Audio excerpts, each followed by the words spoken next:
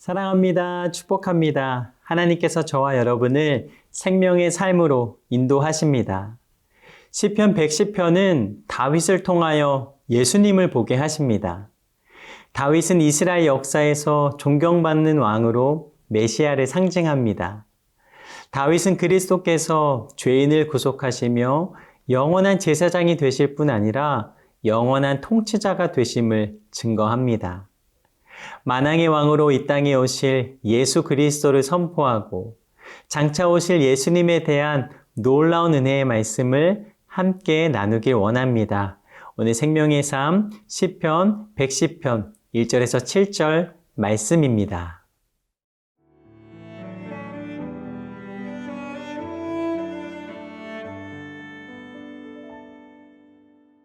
시편 110편 1절에서 7절 말씀입니다. 여호와께서 내 주에게 말씀하시기를 내가 내 원수들로 내 발판이 되게 하기까지 너는 내 오른쪽에 앉아 있으라 하셨도다. 여호와께서 시온에서부터 주의 권능의 귤을 내보내시리니 주는 원수들 중에서 다스리소서. 주의 권능의 날에 주의 백성이 거룩한 옷을 입고 즐거이 헌신하니 새벽 이슬 같은 주의 청년들이 주께 나오는도다. 여호와는 맹세하고 변하지 아니하시리라. 이르시기를 너는 멜기세덱의 서열을 따라 영원한 제사장이라 하셨도다. 주의 오른쪽에 계신 주께서 그의 노하시는 날에 왕들을 쳐서 깨뜨리실 것이라. 문 나라를 심판하여 시체로 가득하게 하시고 여러 나라의 머리를 쳐서 깨뜨리시며 길가의 시냇물을 마심으로 그의 머리를 드시리로다. 1절 말씀입니다. 여호와께서 내 주에게 말씀하시기를 내가 내 원수들로 내 발판이 되게 하기까지 너는 내 오른쪽에 앉아 있으라 하셨도다. 오늘 말씀은 하나님께서 다윗에게 약속하시는 고백으로 시작합니다. 원수들이 다윗의 발판이 되게 하시며 또한 다윗을 하나님의 오른쪽에 앉게 하셨다라고 노래합니다. 다윗 자신에 대해 고백하면서 다윗이 하나님의 대언자로 쓰임 받습니다. 이것은 세상이 말하는 자기 애와는 다릅니다. 자신을 최면하는 주술이 아닙니다. 내 입술을 통해 하나님의 뜻을 선포하게 하십니다. 이는 다윗이 하나님의 권세를 대행하는 자라고 말씀하신 것입니다. 다윗은 자신이 하나님의 권세를 대행하는 자라는 정체성을 갖게 됩니다. 2절에서 3절 말씀입니다. 여호와께서 시온에서부터 주의 권능의 귤을 내보내시리니 주는 원수들 중에서 다스리소서. 주의 권능의 날에 주의 백성이 거룩한 옷을 입고 즐거이 헌신하니 새벽 이슬 같은 주의 청년들이 주께 나오는도다. 하나님은 권능의 귤을 다윗에게 주셔서 나라를 통치하게 하십니다. 백성은 예복을 입고 왕을 위해 즐거이 예물을 바칩니다. 주의 백성이 거룩한 옷을 입었으며 청년들은 새벽 이슬과 같다. 젊은 군인들이 입은 창검과 갑옷의 반짝이는 모습이 넓은 대지에 맺힌 이슬과 같음을 표현합니다. 이처럼 하나님께서는 다윗에게 하나님의 권세를 허락해 주셨고 거룩한 백성들과 군대 또한 허락해 주십니다. 다윗은 하나님을 의지함으로 한 걸음 한 걸음 나아갑니다. 이 시간 다윗에게 임하신 새 힘과 아름다운 찬양이 우리 모든 성도님들과 이 말씀을 붙잡고 나아가는 저와 여러분의 삶 가운데 함께하게 되기를 간절히 소망합니다.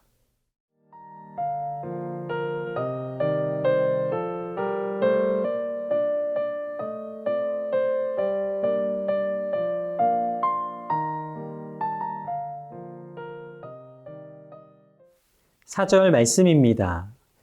여호와는 맹세하고 변하지 아니하시리라. 이르시기를 너는 멜기세덱의 서열을 따라 영원한 제사장이라 하셨도다. 다윗은 자신에게 멜기세덱의 서열을 따르는 제사장 직분을 주셨다 선포합니다. 아브라함의 예물을 받은 멜기세덱은 왕이며 제사장입니다. 왕이지만 제사장의 지위를 갖고 있었다는 의미입니다. 이렇게 이야기하는 이유는 다윗 역시 자신이 권력자이고 또한 종교 지도자라는 이야기입니다. 그러나 다 가졌다는 교만을 말한 것이 아니라 다윗의 통치와 왕권이 모두 하나님으로부터 허락받아 행함을 고백합니다. 5절에서 7절 말씀입니다. 주의 오른쪽에 계신 주께서 그의 노하시는 날에 왕들을 쳐서 깨트리실 것이라. 문 나라를 심판하여 시체로 가득하게 하시고 여러 나라의 머리를 쳐서 깨트리시며 길가의 시냇물을 마심으로 그의 머리를 드시리로다. 다윗이 뛰어나기 때문에 이긴다고 하지 않으셨습니다. 말씀을 보면 이스라엘의 왕이 하나님의 권세를 힘입어 이스라엘을 위협하는 그 나라의 군대를 정복할 것이라 노래합니다. 7절 말씀을 보면 이 길가의 시냇물을 마심으로 그의 머리를 드신다 표현합니다. 이것은 전쟁에서 승리한 왕이 목을 축이기 위해 잠시 고개를 숙였다가 승리를 외치며 환호하는 장면이 떠오릅니다.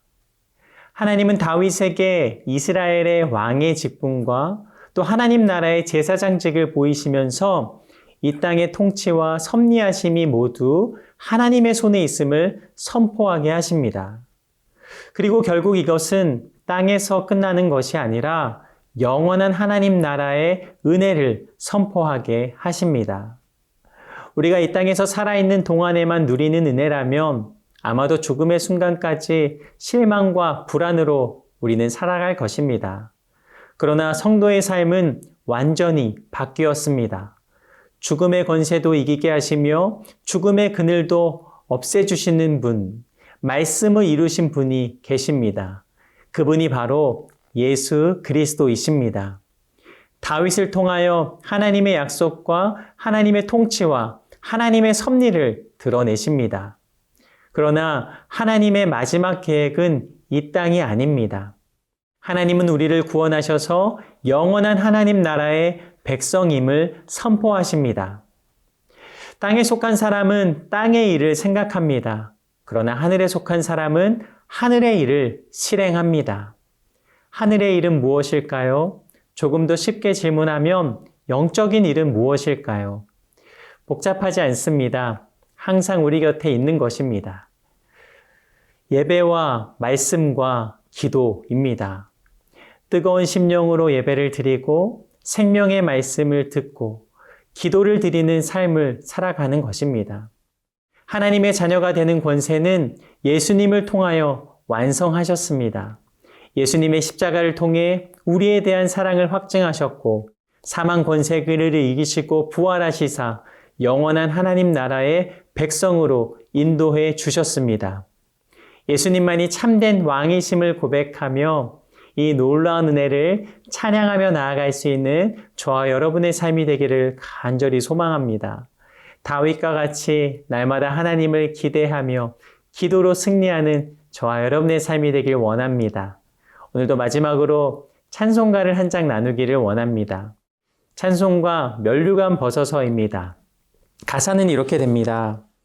면류관 벗어서 주 앞에 들이세 적찬사 기쁜 노래가 온 땅에 퍼지네. 네오나 깨어서 주 찬송하여라. 온 백성 죄를 속하신 만왕의 왕일세. 2절 가사는 이렇게 됩니다. 면류관 벗어서 주 앞에 들이세 그 손과 몸의 상처가 영광 중 빛나네. 하늘의 천사도 그 영광 보고서 고난의 신비 알고자 늘 흠모하도다. 마지막으로 3절은 이렇게 됩니다. 면류관 벗어서 주 앞에 들이세. 온 세상 전쟁 그치고 참 평화 오겠네. 주 보좌 앞에서 온 백성 엎드려 그 한량 없는 영광을 늘 찬송합니다. 기도하시겠습니다. 죽을 수밖에 없었던 죄인된 우리의 삶에 찾아오셔서 새 생명 허락하여 주시고 하루하루 주님이 주시는 기쁨과 감사로 살아가게 하시는 좋으신 하나님, 주님의 이름을 온전히 바라보며 나아갑니다. 겸손히 주님 앞에 면류관을 드리며 한량없는 영광을 찬양하며 나아가는 이 하루가 되게 하여 주시옵소서. 오늘도 주님과 동행함으로 뒤돌아보거나 후회하거나 좌절의 자리에 머물지 않게 하시고 우리를 위해 죽기까지 사랑하신 예수님의 손을 꼭 붙잡고 나아가는 귀한 하루가 되게 하여 주시옵소서. 왕이신 주님을 찬양하오며 살아계신 예수님 이름으로 기도드립니다. 아멘.